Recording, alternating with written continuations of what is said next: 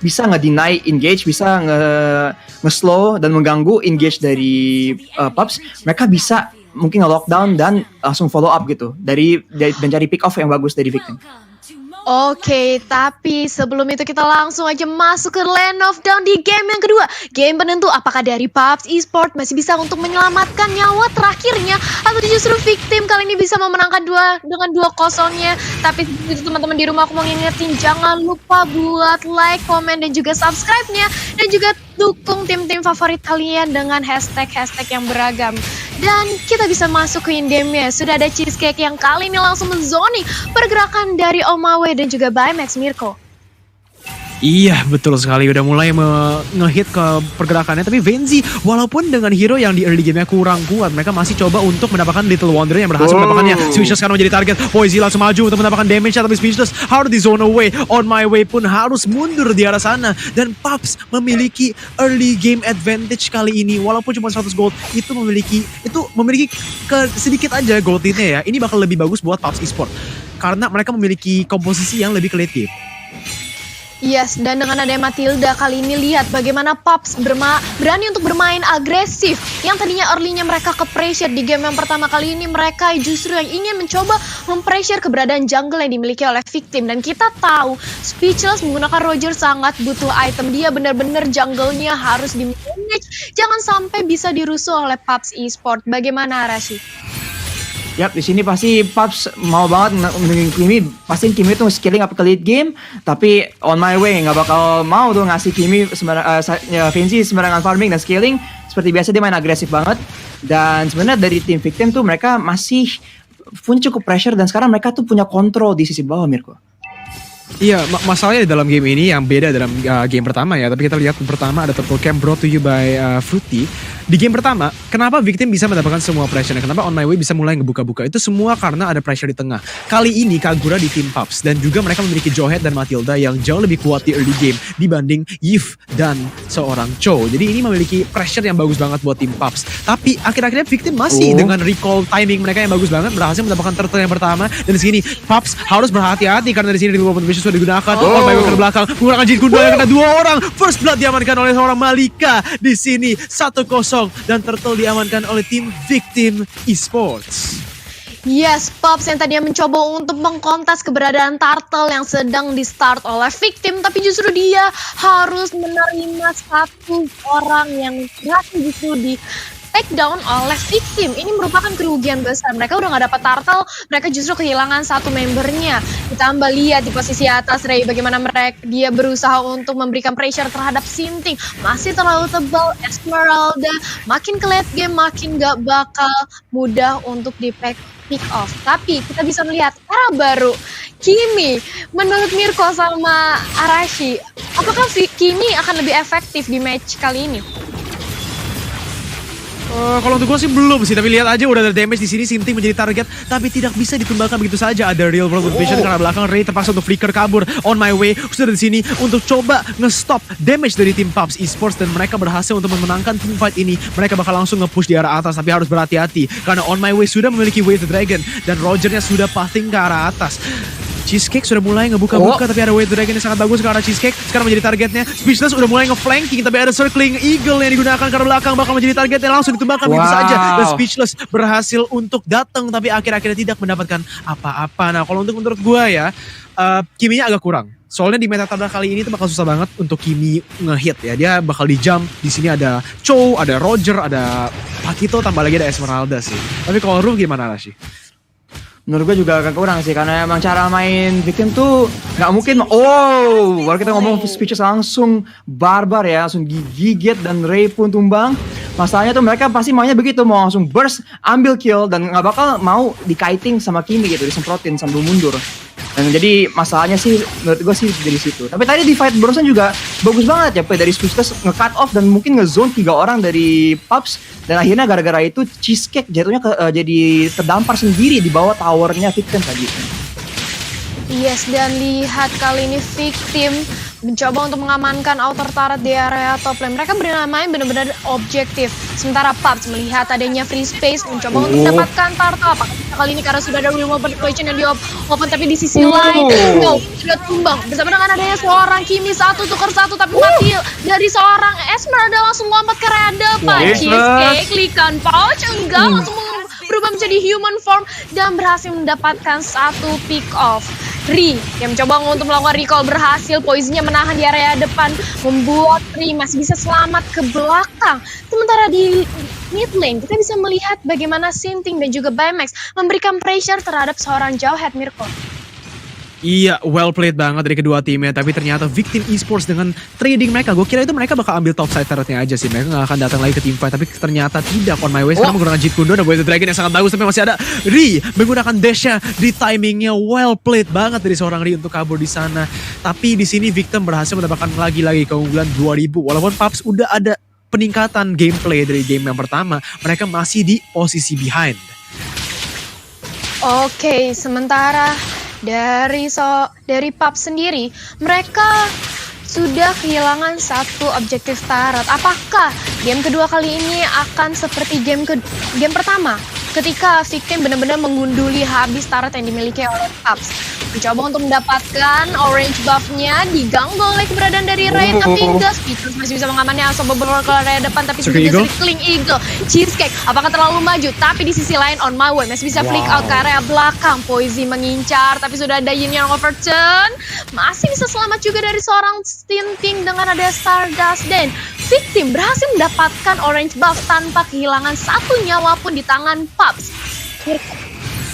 Victim itu bener-bener rapi banget loh permainannya. Mereka nggak bisa, susah banget didapetin loh. Mereka tahu banget kapan harus mundur, kapan harus maju. Di sini Malika langsung maju ke dua orang, menggunakan knockout strike-nya. Dia bisa keluar banyak banget, tapi jadi ejector. Dia ditumbangkan begitu saja. Ri menjadi targetnya, tapi Speechless berhasil menumbangkan Venzi di arah atasnya. Sekarang On My Way menjadi target. Sinting udah coba nge-trading oleh Poison, tapi hati-hati. Poison bukan target yang mau bukan target yang bener buat tim Victim Esports. Tapi kali ini kelihatannya Pups mendapatkan pressure yang sangat bagus dan Sinting menjadi target berikutnya. Poison udah mulai meloncat, 3 kill sudah diamankan oleh tim Pups dan Sinting dan Baymax harus buru-buru kabur di sini. Tapi snipe-nya menggunakan spark dari seorang Cheesecake. Matildanya well played banget dan sekarang udah mulai imbang dari segi pressure dan juga dari segi gold lead-nya, Rashid.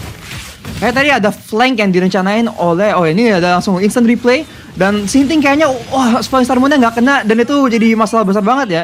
Dan di sini mereka dapat Venzi untungnya. Tapi fight-nya masih jalan terus. Dan di sini langsung Roger di Speechless langsung ke arah bawah buat farming lagi. Jadi mereka lanjutkan fight itu tanpa bantuan dari Speechless. Jadi mungkin itu kelihatan bagus banget buat Pups. Tapi kayaknya nggak mungkin Victim bakal ngulang kesalahan yang sama sih.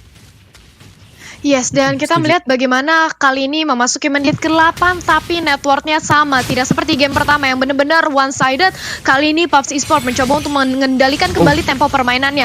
Hehe, Cheesecake hati-hati diserang oleh 3 orang, bahkan 4 kali ini sudah datang Bang Lika juga yang berrotasi dari bottom lane. Sementara itu Poison menyusul. On My Way masih dengan agresif yang mencoba untuk menzoni pergerakan dari Pups, tapi Cheesecake di sisi lain sudah mem-open Guiding Winds. Soul Bloom-nya masih belum terasa sakit, tapi justru dia harus diciduk dengan ada Dwarf Dragon mencoba untuk mendapatkan satu buah pick off. Tapi sudah ada Kagura juga bersama dengan adanya Sirki, ada Marinya juga ngikut, tapi Speechless masih bisa kembali ke belakang dengan ada reward manipulation yang di-open oleh seorang Speechless. Bahkan double kill Victim berhasil mengantongi 2 pemain Pups. Poison akan menjadi the next target, tapi nggak mau terlalu agresif, nggak mau terlalu overcommit karena sudah ada wave minion yang menghadang, Mirko.